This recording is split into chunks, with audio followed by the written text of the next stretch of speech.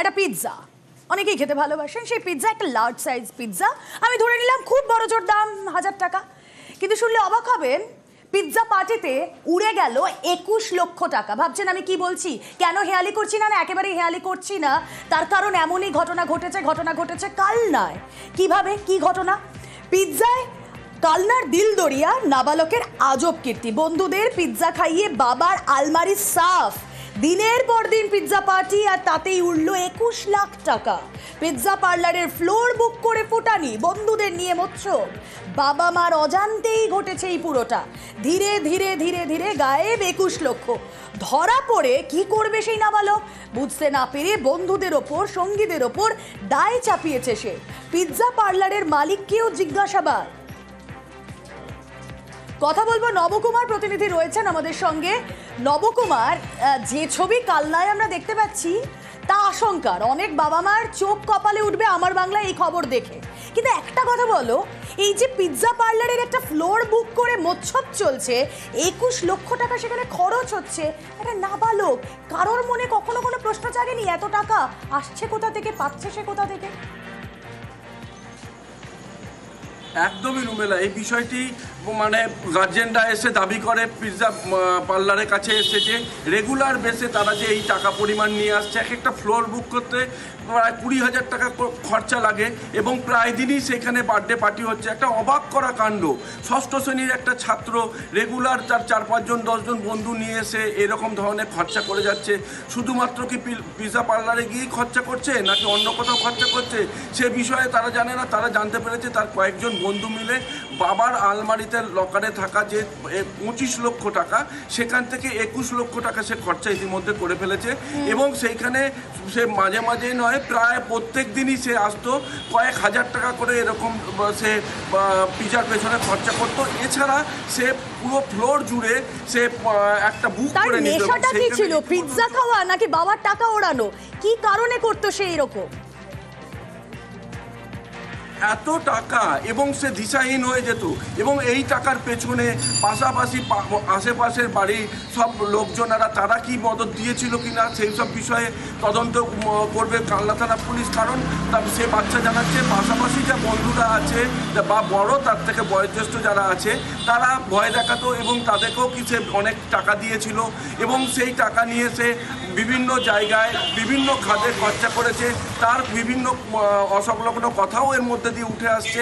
সে প্রকৃত তদন্ত করার জন্য কালনা থানা পুলিশ এসেছে এবং এই পিৎজা পার্লারে সেই বাড়ি এলাকার লোকজন এসে রীতিমতনভাবে তারা একটা উত্তেজনা সৃষ্টি হয়। কালনা থানা পুলিশ এসে সেখানে নিয়ন্ত্রণ করে। কিন্তু এত পরিমাণ টাকা, 21 লক্ষ টাকা লকারে ছিল, 25 লক্ষ, সে 4 লাখ টাকা বাঁচিয়ে রেখেছে, ধরে নিলাম 21 লক্ষ টাকা সে খরচ করেছে। সেটা কি সবটাই পিৎজার পেছনে নাকি এই যে মোচ্ছব বলছি আমরা আরো অন্য কোনো খাতেও সেই টাকা ঢেলেছে সে? একদমই তাই। সেই বাচ্চা তার জবানবন্দিতে সে জানাচ্ছে যে তাদের যে কয়েকজন বন্ধু আছে তারা বন্ধু নয়, তার বাবার বয়সী এবং অনেক বড়, এবং তাদেরকে সে টাকা দিয়েছে। এবং কেউ পিৎজা পার্লারের মালিক যে আছে, মানে যে ম্যানেজার আছে, তাকে সেও একটা আইফোন গিফট চেয়েছিল, তাকেও সে স্বীকার করেছে দেবে বলে। এছাড়া কাউকে বাইক কিনে দেওয়ার কথা বলেছে, কাউকে সোনার চেন কিনে দেওয়ার কথা, বিভিন্ন কথা উঠে আসছে। মানে অসমবয়সী বন্ধু, বাবার বন্ধুদের সে আইফোন কিনে দেবে বলেছিল, বাইক কিনে দেবে বলেছিল, এবং পাশাপাশি পিৎজা পার্টি চলতো, তাই কি? একদমই তাই, একদমই তাই। কারণ সেই টাকা নিয়ে সে জানতও না যে কত পরিমাণের টাকা, এবং তারই একজন বন্ধু সে সেই টাকা গুনে বিভিন্ন খাতে খরচা করেছে এবং তাকে নিয়ে, এবং তার 2-4 জন সঙ্গী সাথী ছিল না, এর সঙ্গে আরও কারা কারা আছে যুক্ত সে বিষয় খতিয়ে দেখছে পুলিশ।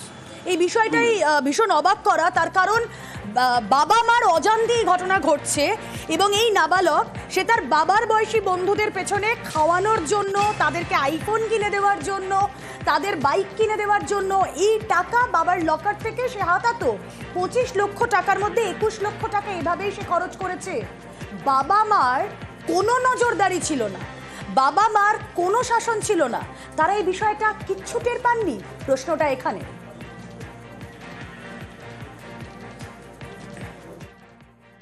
কিসে পড়ো? 6-এ। টাকাগুলো কোথা থেকে নিতে?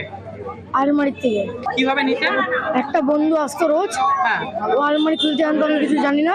আর একটা বন্ধু ছিল ও তুলে ধরতো, ওই ছেলেটা আমি বার করতাম। তোমাকে কি কেউ প্রেসার করতো জানার জন্য? হ্যাঁ। কে করতো প্রেসার? গৌরী, ছোটকা, দেব, আকাশ। তারা কি বড় না ছোট? বড়। তারা কি বলতো? ওরা বলতো টাকা ফাকা যদি না দিস তাহলে মার্ডার করে দেবো তোকে। এই টাকাগুলো নিয়ে কোথায় কোথায় খরচ করেছো? এখানে করেছি, রয়্যালে করেছি, সিনেমা হলে করেছি। প্রতিদিন কত টাকা করে খরচ করতে? প্রতিদিন 3000, 4000, 5000। বড়দেরও দিয়েছি টাকা। ছোটকা, গৌরী, আকাশ, দোদো, দেব, রাজ, রানু। 2022-এর মার্চ থেকে 100 দিনের বরাদ্দ বন্ধ, এবং এই 100 দিনের বরাদ্দ বঞ্চনা নিয়ে বারবার সরব হয়েছেন রাজ্যের মুখ্যমন্ত্রী মমতা বন্দ্যোপাধ্যায়। রাজ্য প্রশাসন বারবার সরব হয়েছে কেন কেন্দ্রের এই বঞ্চনা, আর এবার হাইকোর্টের যে পর্যবেক্ষণ তাতে কেন্দ্রের গড়িমসি। 100 দিনের বরাদ্দে গড়িমসি, হাইকোর্টের নির্দেশের পরেও গড়িমসি কেন্দ্রের। আজ থেকে 1 আগস্টের মধ্যে প্রকল্প শুরুর নির্দেশ, কেন্দ্রকে নির্দেশ প্রধান বিচারপতির বেঞ্চের। কথা বলবো, অর্ণব হাজরা রয়েছেন সঙ্গে। অর্ণব, দেখো, গত 18ই জুন প্রধান বিচারপতি টি.এস. সেবাগ্রামের ডিভিশন বেঞ্চ বেশ কিছু জনস্বার্থ মামলার প্রেক্ষিতে নির্দেশ জারি করে জানায় যে জনকল্যাণমূলক একটা প্রকল্প যেখানে প্রান্তিক ক্ষেতমজুর মানুষ 100 দিনের কাজ, এটা যাদের রুজি রুটি, সেটা দীর্ঘদিনের জন্য বন্ধ রাখা যায় না। জনকল্যাণের যে প্রকল্প, সেই প্রকল্প ইটার্নিটি এই শব্দটি প্রয়োগ করে কলকাতা হাইকোর্ট। এইভাবে বন্ধ রাখা যায় না, সেটা প্রসপেক্টিভ ওয়েতে শুরু করা উচিত। এবং সেন্ট্রাল গভর্নমেন্ট এবং একই সঙ্গে রাজ্য সরকারের উদ্দেশ্যে নির্দেশ জারি করে 1 আগস্ট থেকে এ রাজ্যে 3 বছর পর, যেটা প্রায় 3 বছর বন্ধ রয়েছে, এটা চালু করার নির্দেশ ছিল, অর্থাৎ আজ থেকে যা চালু হওয়ার কথা ছিল। যদিও এই নির্দেশ চ্যালেঞ্জ করে এখনো সুপ্রিম কোর্টে নির্দিষ্টভাবে কোনো এসএলপি দাখিলের খবর এখনো নেই, তবু হাইকোর্টের নির্দেশ থাকার পরেও কিন্তু এখনো পর্যন্ত সেই প্রকল্প শুরু হয়নি। সব মিলে 18ই আগস্ট, অর্থাৎ 2 সপ্তাহ পরই এই মামলা শুনানি রয়েছে কলকাতা হাইকোর্টে। সেক্ষেত্রে আদালত অবমাননায় এক্ষেত্রে কেন্দ্রীয় সরকার লিপ্ত হয় কিনা সেটাই এখন দেখা। বেশ, 100 দিনের কাজ নিয়ে চরম বৈষম্য বঞ্চনা বাংলার বিরুদ্ধে। বাংলাকে বঞ্চনার প্রশ্নে আদালতের রায় কেউ মানে না। উত্তরপ্রদেশে ভুয়ো জব কার্ড, উত্তরপ্রদেশ তালিকার 1 নম্বর, তারা টাকা পেয়ে যায় আর বাংলা টাকা পায় না। কেন্দ্রের উচিত অবিলম্বে আদালতের নির্দেশকে মান্যতা দিয়ে টাকা দিয়ে দেয়। হাইকোর্টের নির্দেশের পর কাজ শুরু করার কথা। কাজ শুরু করবে কে? রাজ্য সরকার। তা টাকা দেবে কে? দিল্লি। তাহলে রাজ্য কি কাজ শুরু করবে কোন স্কিমে বলে টাকার ক্লেম করেছে? দিল্লি টাকা দিতে চায় না, রাজ্য কাজের টাকা লোপাট করতে চায়। কারণ এই দুজনের কেউই যখন ইউপিএ 1-এর সময়তে 100 দিনের কাজের আইন হয় তখন তার পক্ষে ছিল না, বিরুদ্ধে ছিল। তখন বামপন্থীর 61 জন, ইউপিএ 1 মানুষের স্বার্থে আইন করা হয়েছিল, ওটা বিজেপি অথবা তৃণমূল কারণই পছন্দ নয়। এবং এরা দুজনে মিলিয়ে ঝগড়া ভাব করে আসলে মানুষকে বিপন্ন করছে। হাইকোর্ট বলেছে যে 100 দিনের কাজের বরাদ্দ বন্ধ রাখা যাবে না, চালু করতে হবে। আবার একই সঙ্গে বলে দিয়েছেন যে জেলায় জেলায় যে তদন্তগুলো চলছে সেটা চলবে এবং কেন্দ্র যে কোনো শর্ত আরোপ করতে পারে। তাহলে কি করে সমস্যাটা মেটাবে? হাইকোর্টের এই রায় দুর্বোধ্য, এতে সমস্যার সমাধান হবে না। আর মোটামুটি 100 দিনের কাজ সেটাও 20 ভাবে চলে। এই 100 দিনের প্রকল্পের কাজ তা 2022 থেকে বন্ধ। কেন্দ্রের এই বঞ্চনায় যারা আতান্তরে, যে বঞ্চিত মানুষরা প্রান্তিক এলাকার, তাদের কি বক্তব্য শুনুন। আমরা যারা খেটে খাই, মাঠে ময়দানে কাজ করে খাই, তাদের একটা আমাদের আনন্দ হয়েছিল যে অন্তত কাজটা পাবো, অন্তত সংসারটা সেভাবে চলবে। মাঠঘাট ডুবে রয়েছে, যে সমস্ত জায়গা এখনো উঁচু হয়ে রয়েছে সেই জায়গাতে কিছু কিছু কাজ করার মতো পরিস্থিতি রয়েছে। খাল বিলগুলো, সেচ ব্যবস্থা, নিকাশি, এই সমস্ত কাজগুলো যদি হতো, আমরা ভেবেছিলাম যদি এই 100 দিনের কাজটা যদি 1 আগস্ট থেকে হওয়ার কথা ছিল, যদি হতো তাহলে সেক্ষেত্রে আমাদের মতো গরিব খেটে খাওয়া মানুষদের খুবই উপকার হতো। অনেকটাই উপকার হবে সাধারণ মানুষের, বা গরিব মানুষ যেগুলো আছে তারা অনেকটা সুবিধা পাবে, তাদের একটা রোজগার হবে। সেই হিসেবে তারা চাইছে যে কাজটা তাড়াতাড়ি চালু হোক।